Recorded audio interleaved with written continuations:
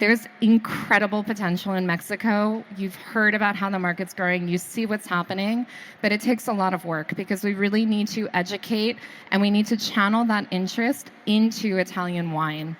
And so we need to create an ecosystem to do it. It's not something that can be done just by one person, just by one company. So I take a grass tops approach, calling on my former political organization here.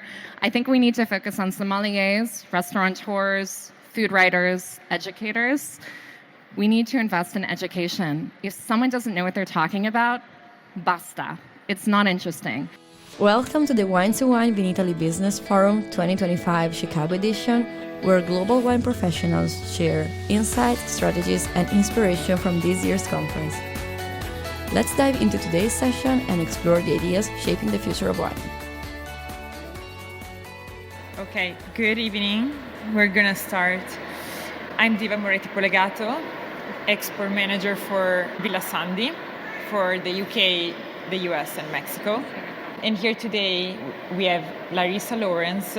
She's the co-founder of Vinos Enteros, a Mexico City-based wine importing and distribution company founded in 2017 that counts more than 25 wine labels, wine producer, with over 200 labels. And I'll see in the time that we have, I'll leave the stage to Larissa to go through the wonderful presentation. Thank you, Diva. Okay, we're gonna do kind of an express but also intimate presentation because we're a small group. So by show of hands, who's been to Mexico? Okay, a few of you. Mexico is many things. Mexico is the only market in Latin America that has a blue box cafe brought by Tiffany. It's also tianguis. It's tacos made in a comal. It's a Lamborghini showroom. And then around the corner, it's a 1960s VW bug. It's pueblos mágicos throughout the provinces. And it's also a second downtown outside of Mexico City filled with skyscrapers. It's Frida Kahlo, and it's the new Jacques Mou showroom that just opened in Roma Norte.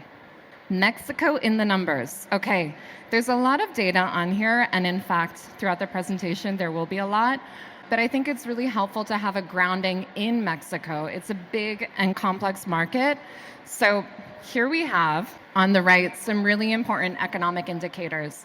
Mexico is the 12th largest economy in the world. In 2024, the GDP was 1.8 trillion, a national population of over 130 million. More than 20 million of those people are concentrated in Mexico City. It is the largest city in North America. The top decile earns over $100,000 a year and has a greater propensity to spending that money on food than we see in the US, with over 18% of income spent on food in high-income households. In terms of the wine market, over $328 million was imported in Mexico in 2023. And in the next 5 years, the wine market is projected to grow at an 8% CAGR. That's pretty fast, relative speaking. There's been an absolutely extraordinary increase in wine consumption, over 500% per capita in the last 20 years. It is a wine market that definitely tends towards imported wine, with over 70% of the wine being imported, and Italy is number 3 in that list, accounting for about 19% of wine imports, behind Spain and France. Now let's talk about tourism and gastronomy. Over 45 million tourists in 2024. There's one restaurant per every 368 people. That's a higher concentration of restaurants per capita than you see even in New York. In 2024, as some of us well know, the Michelin Guide arrived to Mexico, extremely, extremely important.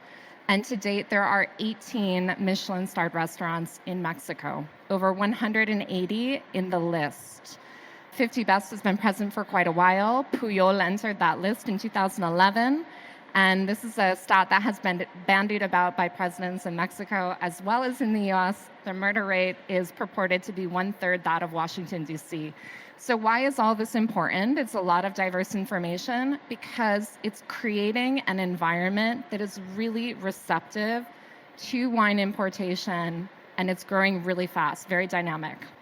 And I'm sorry, I jumped in so fast because there's so much content, but I should mention Diva has incredible knowledge. She comes from a winemaking family and she knows the Mexican market very well as the US market and the Canadian market. She just returned from a trip to Mexico, so hopefully she'll jump in too. What I wanted to give you guys is a bit more of a grounding in terms of the specific kind of key markets in Mexico. There are 6 of them that are included in the Michelin Guide, and they are Mexico City, Baja California Sur, Nuevo León, which is where Monterrey is in the north of the country, Quintana Roo in the south, and Oaxaca. Together, these entities, these states, account for 40% of the GDP. And of these, you can see right here, 25% of that is attributed to Mexico City and the state of Mexico. So as I was doing this research, I thought, that seems really high. I wonder if this is an anomaly or if it's what you find in major world cities.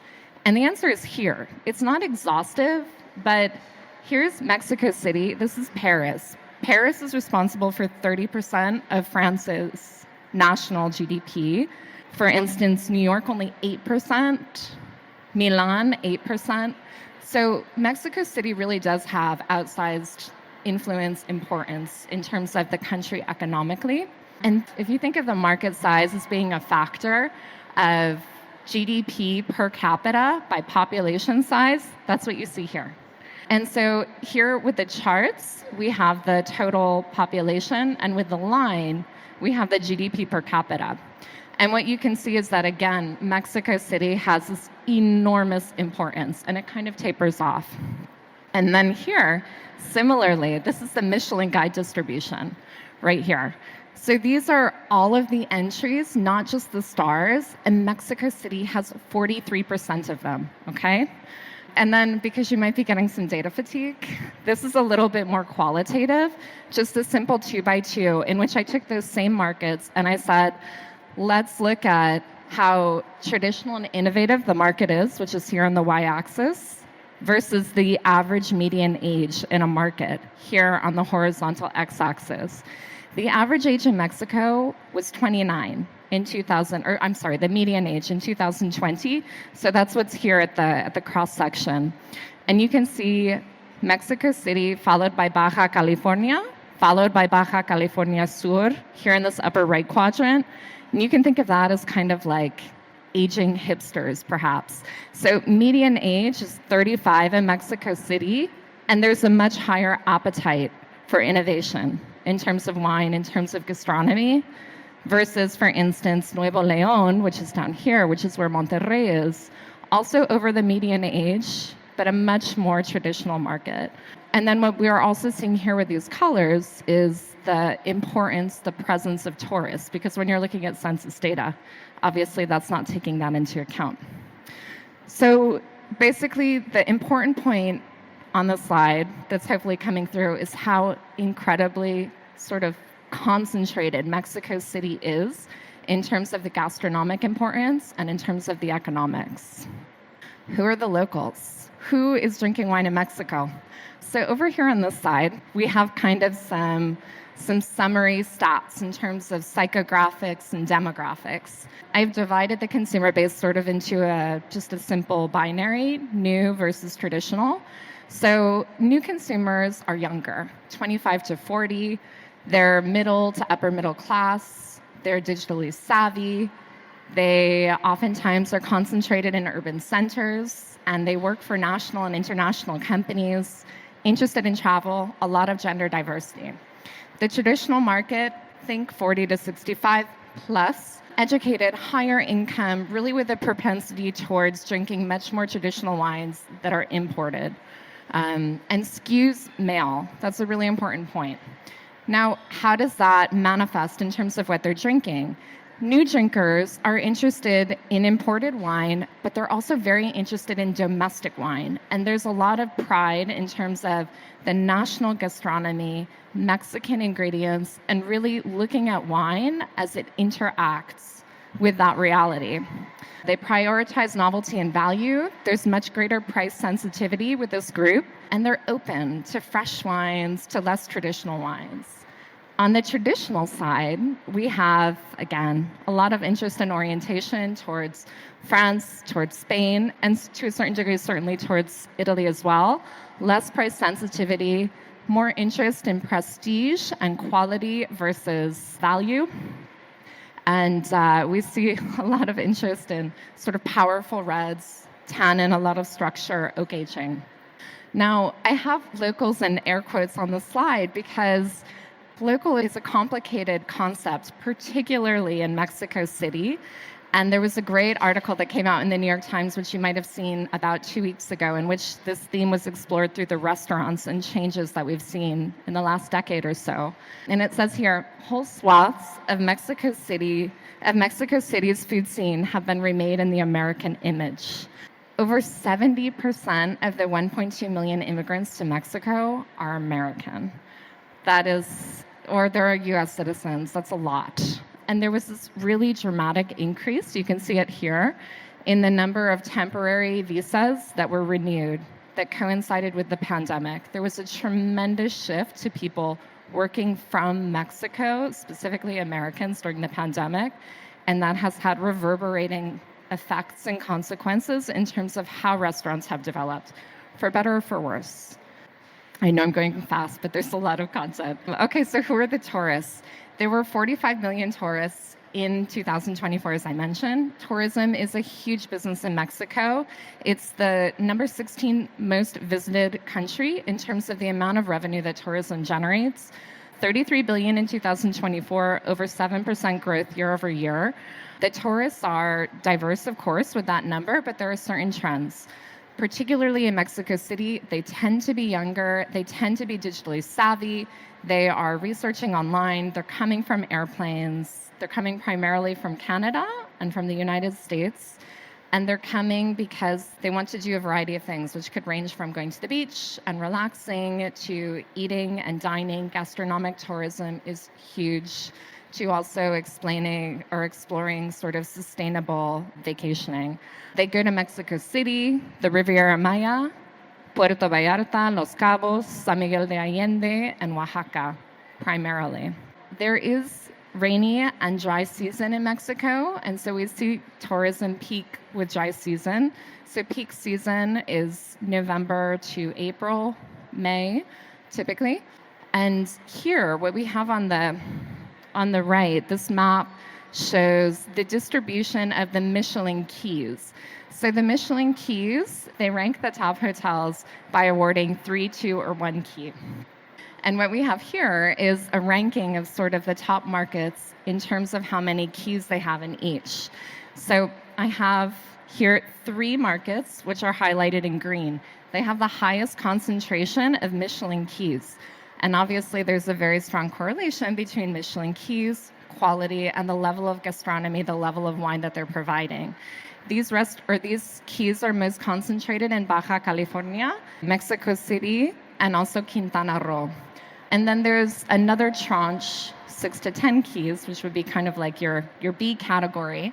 Also, a lot of really important hotels in markets like San Miguel de Allende, Maddalena, Puerto Vallarta, Oaxaca, and so on and so forth.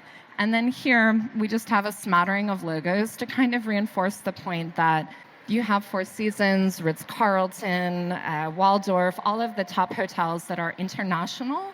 And then you also have some really amazing, exquisite properties that are Mexican-owned Mexican companies, such as Chablé, for instance. Okay, now you guys know all there is to know about the Mexican market. So we're going to talk a little bit about how importation and distribution work in Mexico. Here we have a summary of a couple of key areas of interest. So there is no 3-tiered system in Mexico. Importers tend to expect and to have national distribution for their wine producers. There are no front label requirements. There are back label requirements, but they're very easy to comply with. So for instance, we have never asked for any of our producers to print labels or do anything around labels in Italy. We do that when the wines land. There is a lot of e-commerce growth in terms of wine sales online. There's not consistent taxation state by state. I'll go through some of the key taxes that are levied in Mexico. But for instance, in Quintana Roo, there's an additional state tax that's subsequently applied on top of all the other taxes. And there are not tariffs on wines that are coming from the EU, of course, with the caveat that certificates of origin have to be provided. Top trends. Okay, right here. So there's really a hunger for value. People are searching it out more and more. Concentration is really centered in the key urban markets that we've been talking about, and really through hotels, restaurants, on-premise consumption. Increasingly non-traditional market. We've talked about how women are starting to drink a lot more. People are younger. They're learning about wines in different ways. And they're open to less traditional regions and grapes. And also, restaurant groups are becoming importers. I'm seeing this more and more every single day in Mexico City. Top barriers to entry, really high taxes. We're going to get into that in just a second. Price sensitivity. There's competition in terms of other imported wines, but also in terms of the national production. And also, we really need to educate the market. And furthermore, the regulatory complexity is high, which means that it's really much easier for larger, more consolidated players to remain compliant. So I wanted to give you a simple example just so you could see how sort of all of this comes into play with an actual bottle of wine. So let's imagine that a wine importer finds a bottle of wine that costs €3 and wants to bring it into Mexico.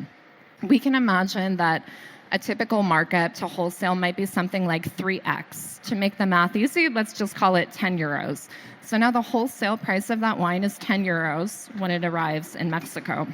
To that, we have to add a luxury tax. In Mexico, that's called yips, and it is 26.5% at least on wine. If a wine has 14.5% alcohol or more, that tax goes to 30%. For distillates, it can go to 62.5%. So now we have a new tax base of €12.65. To that, we must add a value-added tax of 16%. It's called IVA in Mexico. We now have a wine that costs almost €15, and then you can expect for that wine to be 2 to 3x in a restaurant. Okay, so that €3 bottle of wine now costs 30 to 45 euro. That's how it works in Mexico. Okay, success stories. I want to give Diva a moment because I know that she just came back from Mexico and has some great insights into how things have been going with her family's wines over the years. Thank you, Larissa. So we've been selling our wines in Mexico for more than 25 years, and we've seen an increase of sales, especially in the American touristic hotspots such as Puerto Vallarta and Los Cabos area and Cancun. These are where the concentration of our wines are sold. So bear in mind that we sell about 90% of Prosecco to the wine portfolio that we sell in Mexico. I'll hand it back to you because I know we have a few minutes left. So, success stories. A lot of the ownership is, of course, private. So it's hard to get stats about performance of specific wine labels. So I wanted to share some real stories from my business.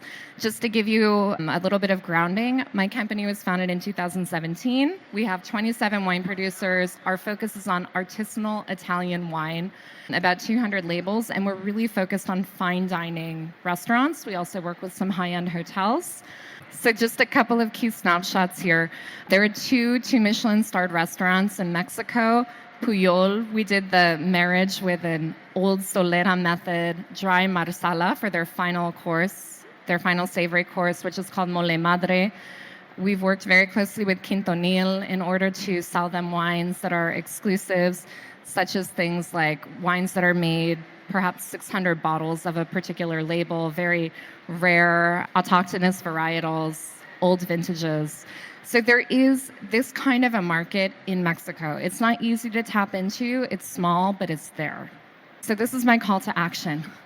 There's incredible potential in Mexico. You've heard about how the market's growing. You see what's happening, but it takes a lot of work because we really need to educate and we need to channel that interest into Italian wine. And so we need to create an ecosystem to do it. It's not something that can be done just by one person, just by one company. So I take a grass tops approach, calling on my former political organization here. I think we need to focus on sommeliers, restaurateurs, food writers, educators. We need to invest in education. If someone doesn't know what they're talking about, basta. It's not interesting. So I think we need to have travel scholarships to Italy. We need to have partners in place with universities. We need to have experts and producers come and give master classes. And we need more wine courses and accreditation in Italian wine in Mexico. You cannot take the WSET diploma in Mexico. We need events. And we need to empower people to become storytellers. The wine culture in Italy is truly inimitable, and that's where the gold is. And we do that by working with different entities, as I mentioned. So we need help from the Italian Embassy, the Italian Chamber of Commerce. We need help from NGOs like Slow Wine and Graspo, so many of them. Private partnerships like Gambero Rosso and the Michelin Guide and 50 Best. We need producers to come. We need them to do market visits. We need distributors to do master classes and portfolio tastings. And we need importers to send their sales team to Italy. So it's work that is fun. It's work that's not insignificant. And really it requires everyone's participation. So with that said, I know that there's another session. Thank you so much. Thank you everyone for attending. Listen to the Italian Wine Podcast wherever you get your podcasts. We're on SoundCloud, Apple Podcasts, Spotify, Himalaya FM, and more. Don't forget to subscribe and rate the show. If you enjoy listening, please consider donating through ItalianWinePodcast.com. Any amount helps cover equipment, production, and publication costs. Until next time, cin cin.